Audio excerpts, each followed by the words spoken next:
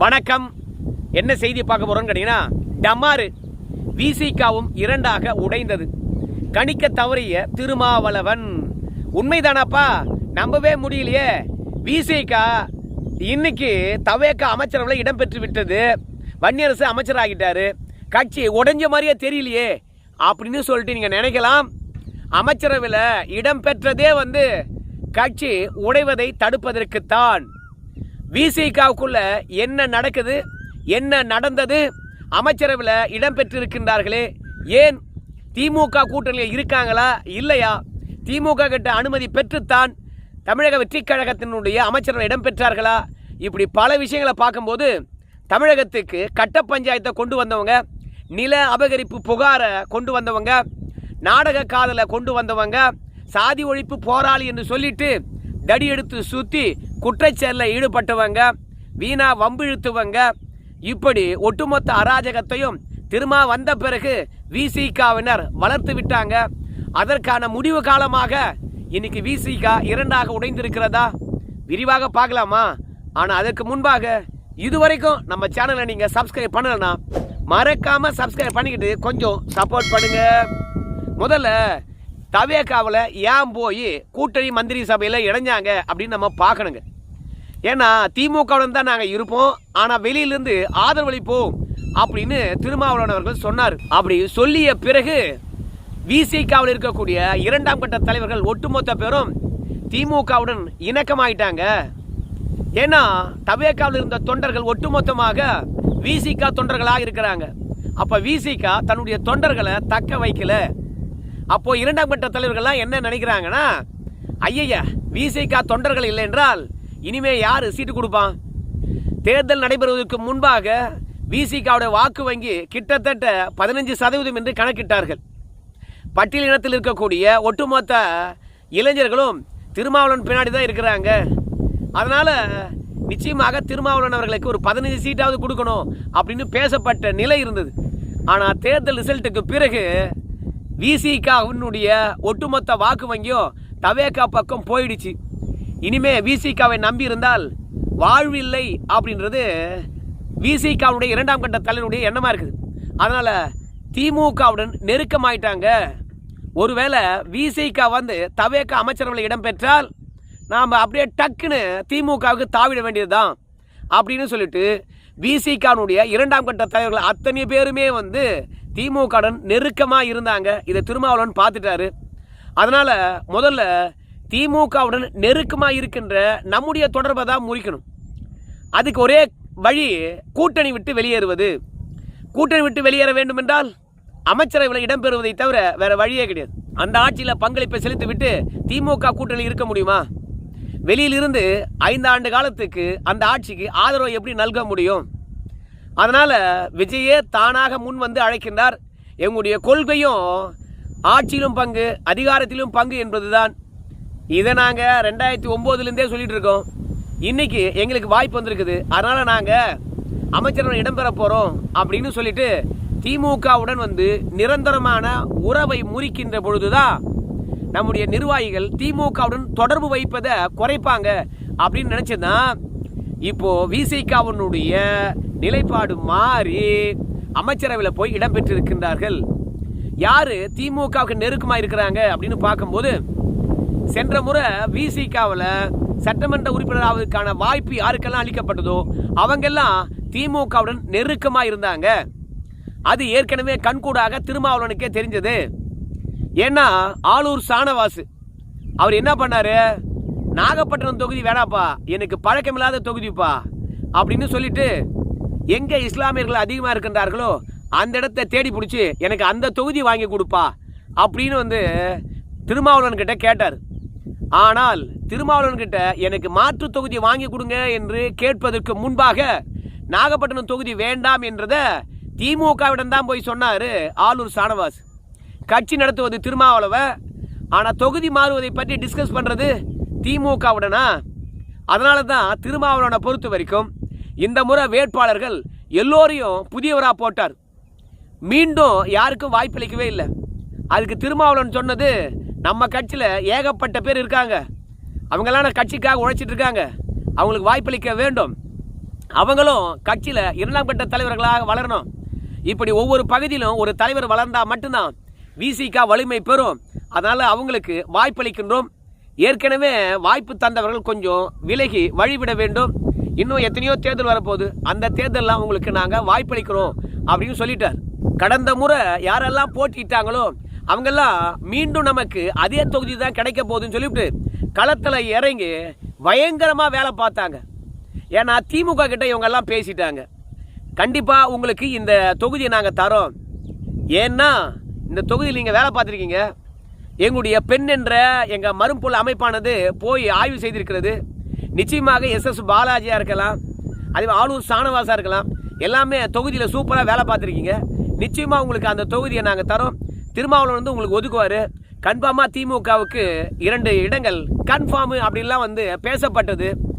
ஆனால் திருமாவளவனை பொறுத்த வரைக்கும் அடிக்கடி கூட்டணி அமைந்ததிலிருந்தே ஒரு விஷயத்தை அழுத்தம் திருத்தமாக சொல்லிகிட்டே இருந்தார். என்ன அழுத்தம் திருத்தமாக சொல்லிட்டு இருந்தார் அப்படின்னு பார்க்கும்பொழுது, இந்த தேர்தலுக்கு பிறகு தமிழக அரசியல் களமானது ஒட்டுமொத்தமாக மாறப்போகுது அப்படின்னு சொல்லிக்கிட்டே இருந்தார். அரசியல் சூழ்நிலையே தலைகீழாக மாறப்போகுது அப்படின்னு சொல்லிக்கிட்டே இருந்தார். அப்படின்னா ஏற்கனவே போட்டியிட்டவங்கெல்லாம் விசிகாவில் நிச்சயமாக கூட்டணி மந்திரி சபை தான் வரும் என்பதை தான் நம்ம தலைவர் வந்து சூசகமாக தேர்தல் தேதி அறிவிப்பதற்கு முன்பாகவே சொல்லிட்டு வராரு. இந்த தேர்தலுக்கு பிறகு அரசியல் களமானது மாறப்போகுதுன்னு சொல்லிட்டு வராரு. அதனால் தொங்கு சட்டசபை வந்தால் நிச்சயமாக அதில் விசிகாவுக்கு இடம் இருக்கும். விசிகாவுக்கு இடம் இருந்ததுன்னா கண்டிப்பாக நாமெல்லாம் அமைச்சராகலாம் அப்படின்னு சொல்லிவிட்டு விசிகாவில் ஏற்கனவே போட்டியிட்டவங்களாம் ஒரு கற்பனையில் மிதந்தாங்க. ஆனால் நமக்கு இடம் கிடைக்கும் அப்படின்னு நினைச்சாங்க.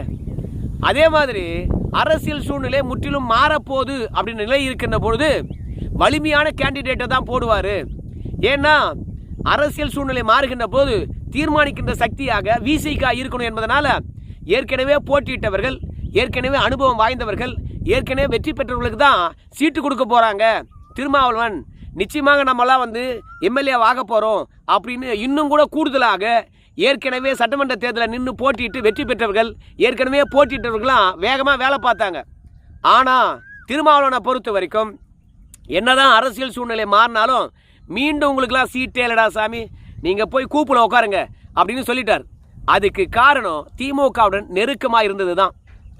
அதனால் தேர்தலுக்கு முன்பாகவே வந்து கட்சி உடைவதை தவிர்ப்பதற்காக திமுகவுடன் நெருக்கமாக இருந்தவங்களுக்கு சீட்டு கொடுக்காம சுத்தமாக தவிர்த்துட்டாரு. அது சீட்டு கொடுக்காத பொழுது பெரிய பிரச்சனையாச்சு. காட்டுமன்னார் கோயிலில் நானே போட்டியிட போகிறேன்லாம் சொன்னார். ஆனால் 2ஆம் கட்ட தலைவர்களை பொறுத்த வரைக்கும் தேர்தல் முடிந்த பிறகு கூட தொண்டர்களெல்லாம் தவேகா போயிட்டாங்க.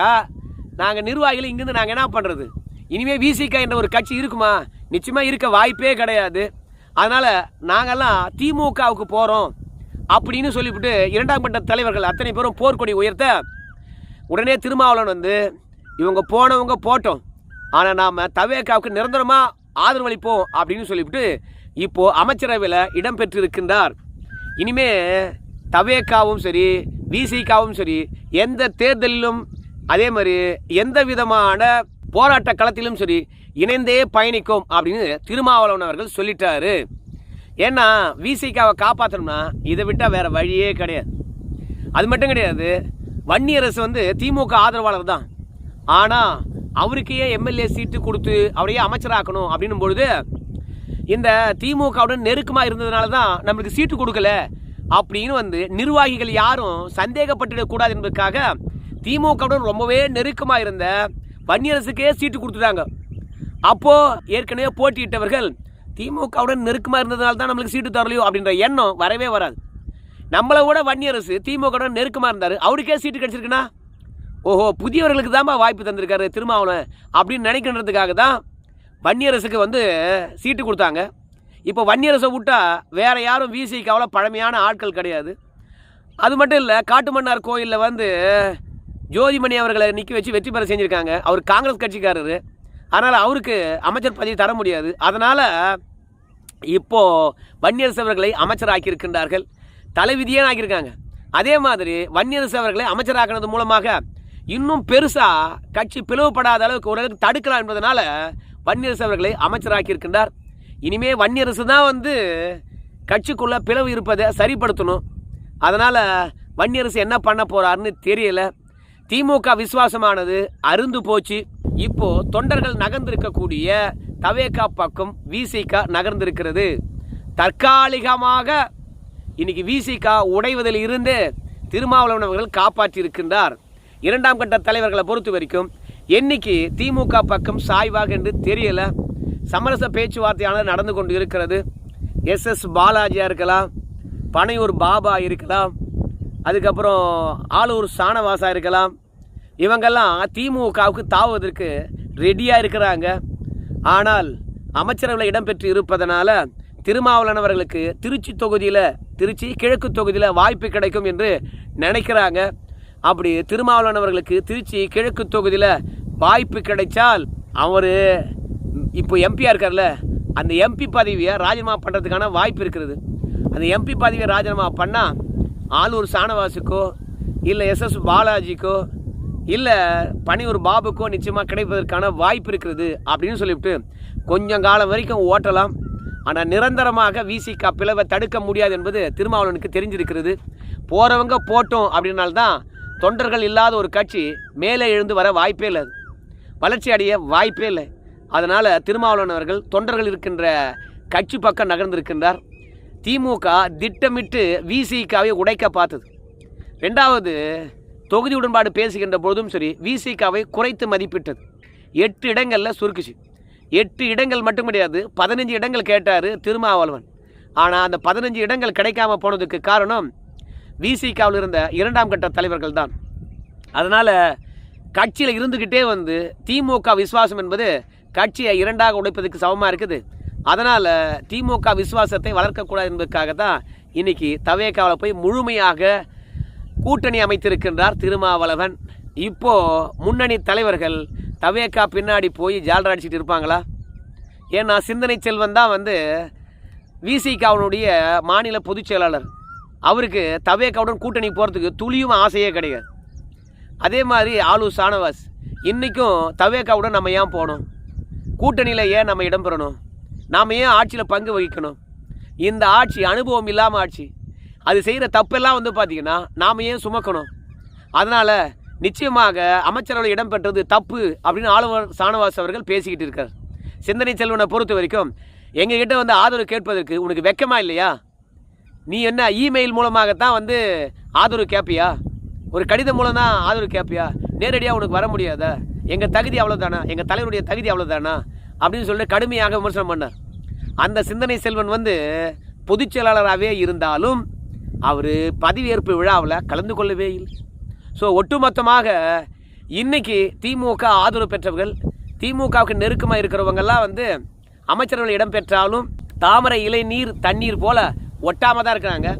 விசிகாவில் என்னைக்கு செங்குத்து பிளவு ஏற்பட போகுதுன்னு தெரியல. ஆனால் விசிக ரெண்டாக உடையணுமா அப்படின்னு கேட்டிங்கன்னா இவங்க ஒன்றும் பட்டியலின சமூக மக்களுக்காக கடந்த காலங்களில் வேலை செஞ்ச மாதிரி தெரியல.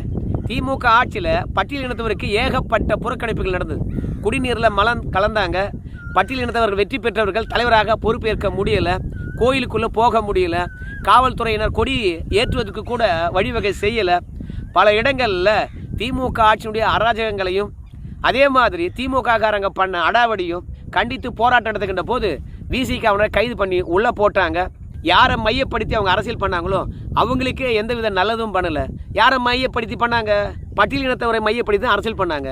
அவங்களுக்கே ஒன்றும் பண்ணாத போது அந்த கட்சி உடஞ்சா என்ன, இல்லை ஒட்டுமொத்தமாக நெருக்கமாக இருந்தால் நமக்கு என்ன? ஸோ மொத்தத்தில் விகடன்லையும் பாலிமர்லையும் புதிய தலைமுறையிலும் திமுக பின்னணியில் இருந்து விசிகாவை உடைக்கிறதோ அப்படின்ற ஒரு சந்தேகம் எழுப்பியிருந்தாங்க. அந்த செய்தி தான் உங்ககிட்ட கொண்டு சேர்த்தேன். நன்றி நண்பர்களே.